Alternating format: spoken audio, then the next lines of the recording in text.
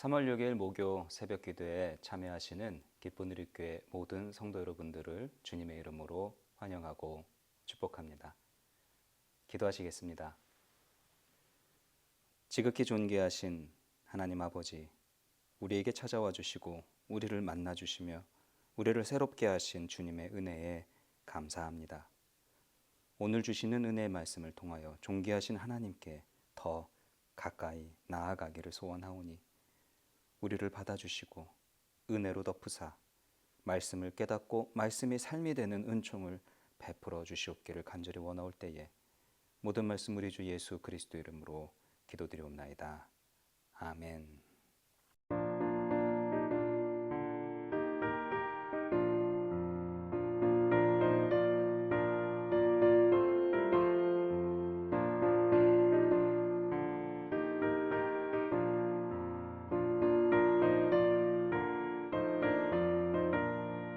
오랫동안 모든 죄 가운데 빠져 더럽기가 한량없던 우리들 아무 공로 없이 구원함을 얻어 하나님의 자녀 지금 되었네. 주의 그 사랑 한량없도다. 찬송할지어다 예수의 공로. 주의 그 사랑 한량없도다. 찬송할지어다 예수의 공로. 주의 보혈로서 정결하게 씻겨 죄악에서 떠난 몸이 되었고 세상 근심 구름 간 곳 없어지니 하나님의 빛이 영화롭도다. 주의 그 사랑 한량없도다. 찬송할지어다 예수의 공로. 주의 그 사랑 한량없도다.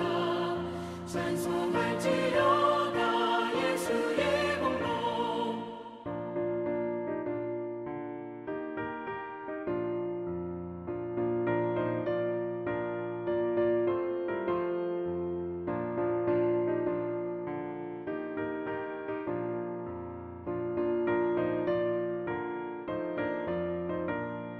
죄의 깊은 잠과 뜬 세상의 꿈을 어서 깨어나라 나의 친구여. 은혜 받은 날과 구원 얻을 때가 지금 온 세상에 선포되었네. 주의 그 사랑 한량없도다. 찬송할지어다 예수의 공로. 주의 그 사랑 한량없도다. 찬송할지어다 예수의 공로.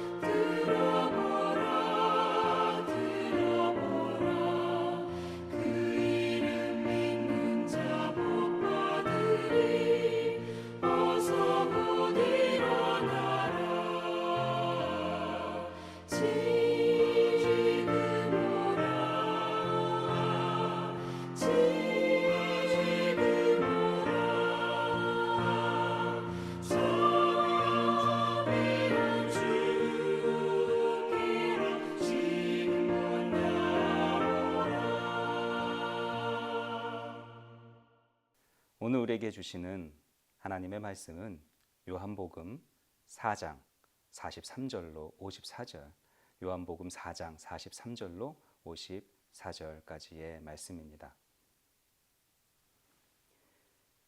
이틀이 지남에 예수께서 거기를 떠나 갈릴리로 가시며 친히 증언하시기를 선지자가 고향에서는 높임을 받지 못한다 하시고 갈릴리에 이르심에 갈릴리인들이 그를 영접하니 이는 자기들도 명절에 갔다가 예수께서 명절 중 예루살렘에서 하신 모든 일을 보았음이더라. 예수께서 다시 갈릴리 가나에 이르시니 전에 물로 포도주를 만드신 곳이라. 왕의 신하가 있어 그의 아들이 가버나움에서 병들었더니 그가 예수께서 유대로부터 갈릴리로 오셨다는 것을 듣고 가서 청하되 내려오셔서 내 아들의 병을 고쳐 주소서 하니 그가 거의 죽게 되었음이라. 예수께서 이르시되 너희는 표적과 기사를 보지 못하면 도무지 믿지 아니하리라. 신하가 이르되 주여 내 아이가 죽기 전에 내려오소서.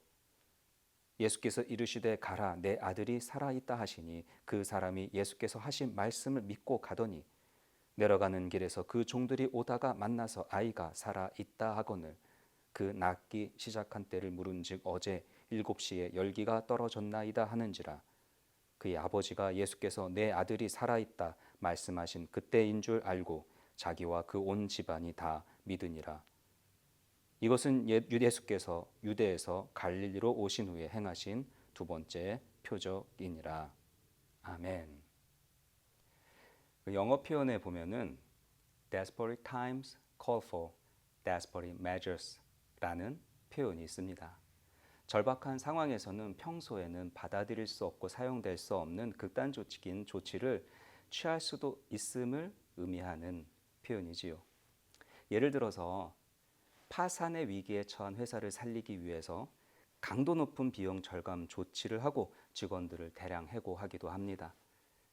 2008년에 있었던 글로벌 금융위기 때 미국의 거대 자동차 기업인 제너럴 모터스나 크라이슬러가 자존심 다 버리고 파산보호 신청하고 뼈를 깎는 구조조정을 했었던 그런 일들이 기억이 납니다. 우리의 조국도 마찬가지였습니다. 우리 조국 대한민국이 겪었던 IMF라는 그 전대미문의 위기도 이와 같은 상황이었을 것입니다. 요즘 뉴스를 보면은 Desperate times call for desperate measures라는 이 표현이 딱 들어맞는 상황인 것 같습니다. 새로운 정부가 출범한 이후에 강도 높은 개혁을 추진하는 중에 있습니다. 공무원의 대량 해고, 정부 예산 삭감, 불법 체류자의 체포 및 추방, 새로운 관세 정책 등등 강도 높은 조치들이 취해지고 있습니다. 이렇게밖에 할 수 없을 만큼 이 나라가 큰 위기에 봉착해 있다는 데 공감하고 그래서 현재 또 미국 정부의 정책을 지지하는 사람들도 많이 있지만 반면에 개혁의 이유와 방법에 동의하지 않고 거부하는 이들도 적지 않은 것이 사실입니다. 개혁과 변화는 환영보다는 반대와 저항과 짝을 이룰 때가 사실 더 많은 것이지요. 오늘 본문 44절을 보면은 선지자가 고향에서는 높임을 받지 못한다는 그 유대의 속담을 예수님께서 인용하고 계신 것을 볼 수가 있습니다. 이런 표현이 있었던 이유는 이스라엘의 역사가 늘 선지자를 거부하고 박해해 왔기 때문입니다. 왜 선지자는 고향에서 높임을 받지 못하고 환영받지 못했을까요? 첫째는 권위에 대한 그들의 불인정 때문입니다. 그들에게 너무나 익숙한 이들의 권위를 그들은 인정하지 않았습니다. 선지자를 보내신 하나님을 인식하지 못했기 때문입니다. 실상은 하나님의 권위를 인정하지 않는 그들의 불신과 교만이 근본 원인이었습니다. 그리고 둘째는 메시지 자체에 대한 저항이었습니다. 선지자들의 메시지는 언제나 그들의 죄를 드러내며 회개를 촉구하였습니다. 그러나 선지자 메시지를 들은 이스라엘의 백성들은 자신들의 치부가 드러나는 것을 원치 않았고 현재 상황이 변하여 자신의 이익이 침해받는 것을 원하지 않았기 때문에 선지자를 거부하고 배척했던 것이지요. 과거 이스라엘 사람들이 선지자를 환영하지 않았던 것처럼 예수님도 자기 백성으로부터 환영받지 못했습니다.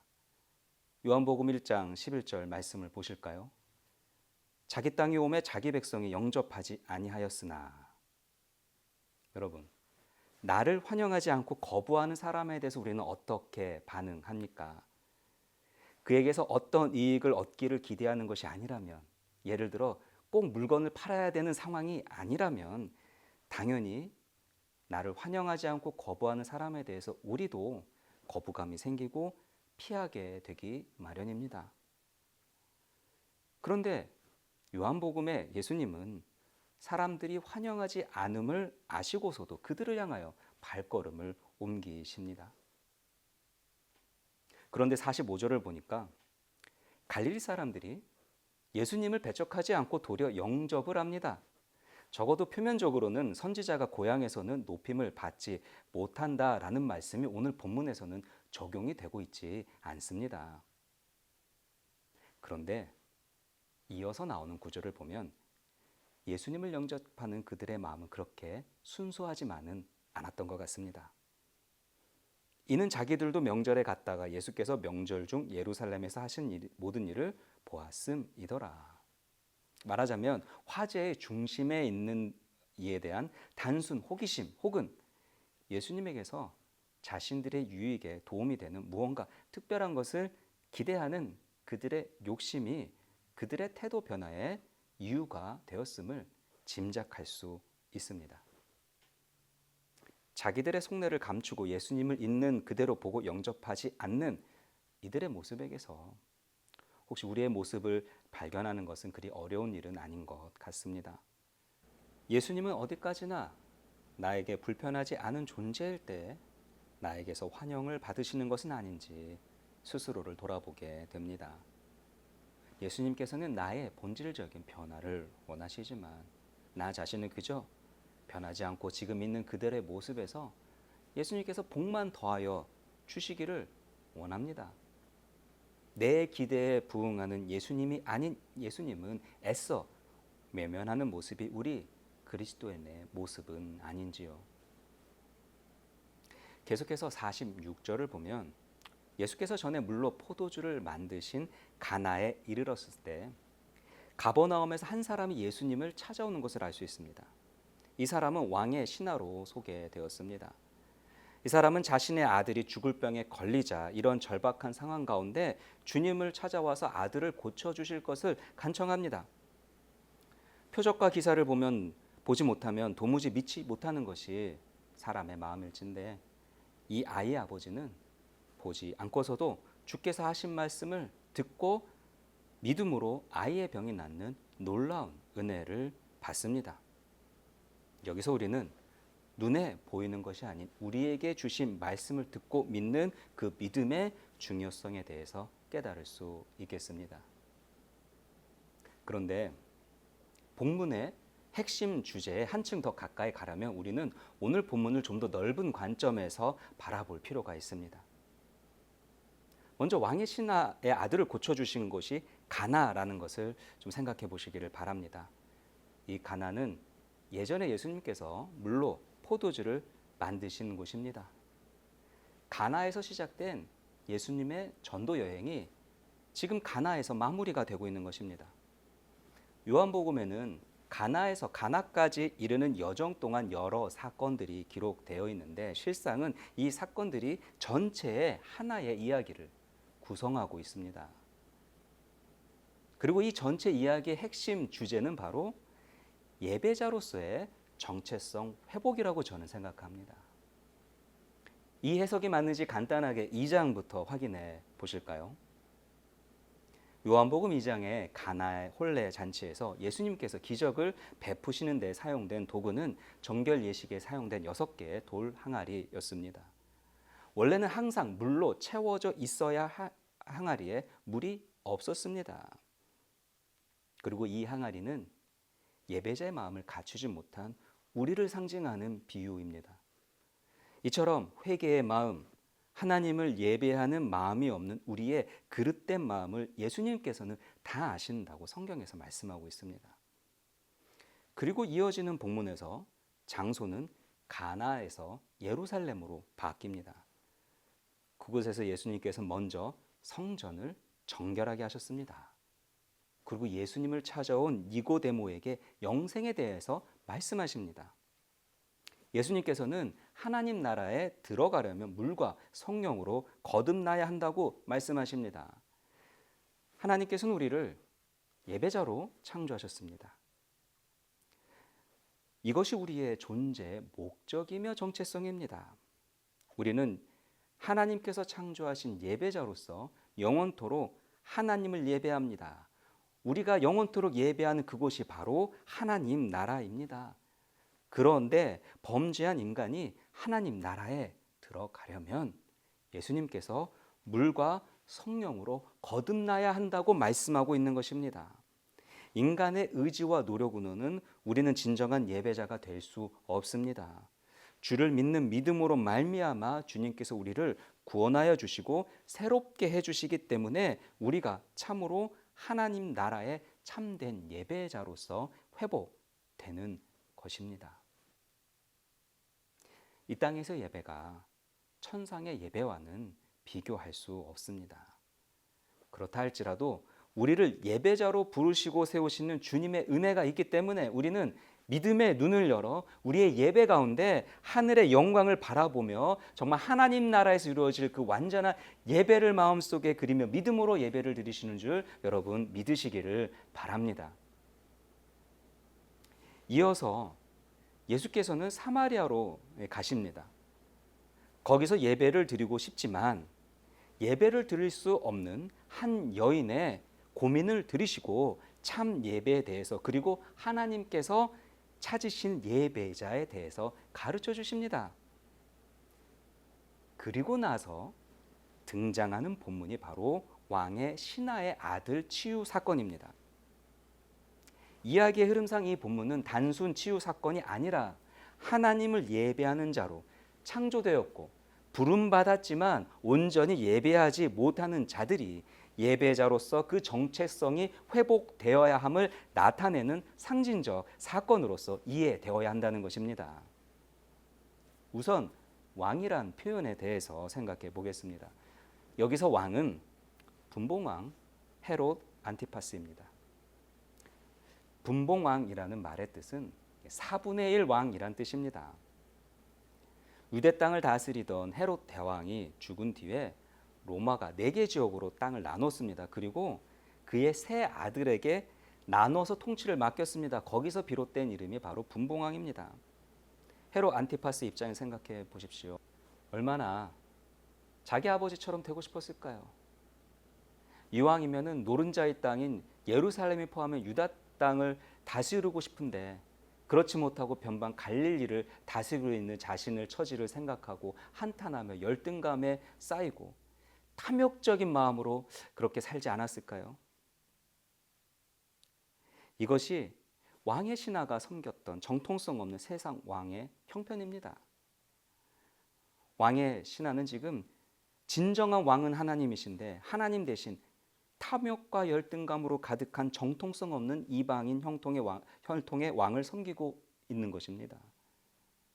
왕의 신하라고 하니까 아마도 고위 정부 관료로서 힘께나 쓰는 사람이었을지도 모릅니다. 그를 아는 사람들은 겉으로는 그의 앞에서는 굽실댔을 것입니다. 그러나 속으로는 경멸했을 것입니다. 선민으로서의 정체성과 그 자존심을 잃어버리고 부적절한 권위에 순종하고 있었으니까요. 왕의 신하도 그것을 모르지는 않았을 것입니다. 그러나 그의 직업으로 인한 대가를 생각하면 그 정도의 멸시와 혐오는 충분히 참을 수 있었습니다. 그 덕분에 그의 가족이 잘 살 수 있었고요. 그의 아들에게 창창한 미래를 약속할 수 있었기 때문입니다. 그런데 그 아들이 죽게 되었습니다. 그의 가장 사랑하는 존재, 그를 위해서라면 자존심도 버리고 굴욕적으로 살아도 다 참을 수 있었는데 자신의 모든 것과도 다를 바 없는 그런 존재인 아들이 죽게 된 것입니다.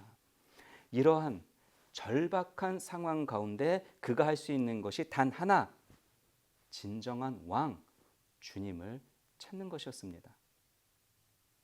여러분, 이 본문에서 나오는 이 사건이 성경에서 처음 나온 사건이 아닙니다. 출애굽기의 10재앙 중 마지막 사건이 바로 장자의 죽음 사건입니다. 하나님을 예배하지 않는 이들의 결말은 곧 영원한 멸망뿐임을 이 장자의 죽음 사건이 예표하고 있는 것입니다. 왕의 신하의 아들을 살려주신 것처럼, 그리고 출애굽 당시 이스라엘 백성들의 장자를 살려주신 것처럼 주님께서는 우리를 영원한 죽음에서 영원한 생명으로 옮기셨습니다. 이를 위하여 진정한 왕의 아들, 하나님의 독생자, 하나님의 장자이신 예수 그리스도를 대신 죽게 하셨습니다. 하나님을 예배하지 않는 자들의 결국은 영원한 멸망뿐이라는 이 절박한 상황 가운데서 하나님께서 택하신 절박한 방법이 바로 예수 그리스도를 십자가에 달리게 하시는 것이었습니다.